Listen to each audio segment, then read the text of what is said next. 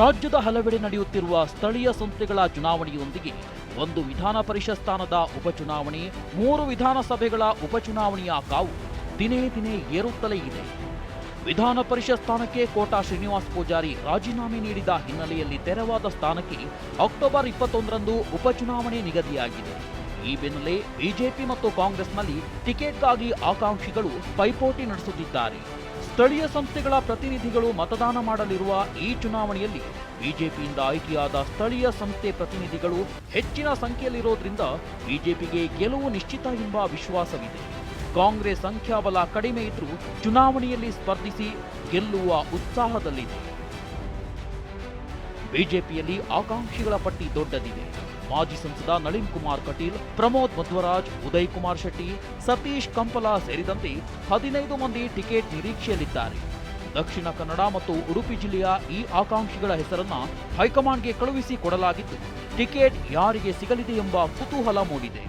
ವಿಧಾನ ಪರಿಷತ್ ಉಪಚುನಾವಣೆಗೆ ಕಾಂಗ್ರೆಸ್ನಿಂದ ಸ್ಪರ್ಧಿಸಲು 5 ಆಕಾಂಕ್ಷಿಗಳು ಅರ್ಜಿ ಸಲ್ಲಿಸಿದ್ದಾರೆ. ಈ ಬಾರಿ ಉಡುಪಿ ಜಿಲ್ಲೆಯವರೇ ಆಕಾಂಕ್ಷಿಗಳಾಗಿದ್ದು, ಮಾಜಿ ಜಿಲ್ಲಾ ಪಂಚಾಯತ್ ಅಧ್ಯಕ್ಷ ರಾಜು ಪೂಜಾರಿ, ರಾಜು ಕಾರ್ಕಳ, ಭುಜಂಗ ಶೆಟ್ಟಿ ಸೇರಿದಂತೆ 5 ಟಿಕೆಟ್ ನಿರೀಕ್ಷೆಯಲ್ಲಿದ್ದಾರೆ.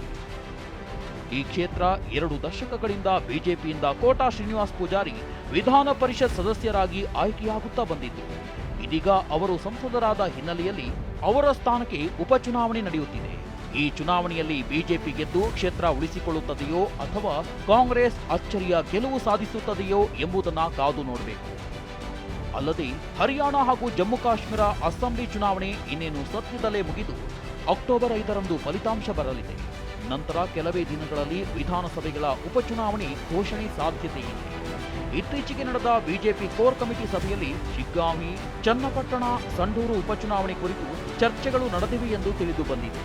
ರಾಮನಗರ ಜಿಲ್ಲೆ ಚನ್ನಪಟ್ಟಣ ಕ್ಷೇತ್ರವನ್ನ ಎನ್ಡಿಎ ಮೈತ್ರಿ ಪಕ್ಷವಾದ ಜೆಡಿಎಸ್ಗೆ ಬಿಟ್ಟುಕೊಡೋದು ಇಲ್ಲವೇ ಕ್ಷೇತ್ರಕ್ಕೆ ಸಿಪಿ ಯೋಗೇಶ್ವರ್ ಅವರನ್ನ ಅಭ್ಯರ್ಥಿ ಮಾಡಬೇಕೆಂಬ ವಿಚಾರವಾಗಿ ಚರ್ಚೆ ನಡೆದಿದೆಯಂತೆ. ಅದೇ ರೀತಿ ಮಾಜಿ ಮುಖ್ಯಮಂತ್ರಿ ಬಸವರಾಜ ಬೊಮ್ಮಾಯಿಯವರ ರಾಜೀನಾಮೆಯಿಂದ ತೆರವಾಗಿರುವ ಹಾವೇರಿ ಜಿಲ್ಲೆ ಶಿಗ್ಗಾವಿಗೆ ಅವರ ಪುತ್ರ ಭರತ್ ಬೊಮ್ಮಾಯಿ ಇಲ್ಲವೇ ಮಾಜಿ ಸಚಿವ ಮುರುಗೇಶ್ ನಿರಾಣಿಯವರನ್ನ ಕಣಕ್ಕಿಳಿಸುವ ಬಗ್ಗೆ ಹಲವು ಸುತ್ತಿನ ಮಾತುಕತೆ ನಡೆದಿದೆ. ಬಳ್ಳಾರಿ ಜಿಲ್ಲೆ ಸಂಡೂರು ವಿಧಾನಸಭಾ ಕ್ಷೇತ್ರಕ್ಕೆ ಮಾಜಿ ಸಚಿವ ಬಿ ಶ್ರೀರಾಮುಲು ನಿಲ್ಲುವರೇ ಎಂದು ನೋಡಬೇಕಿದೆ. ಈ ಎಲ್ಲಾ ಕ್ಷೇತ್ರಗಳ ಉಪಚುನಾವಣೆ ಬಗ್ಗೆ ನಿಮ್ಮ ಲೆಕ್ಕಾಚಾರ ಹೇಗಿದೆ? ಕಮೆಂಟ್ ಮಾಡಿ.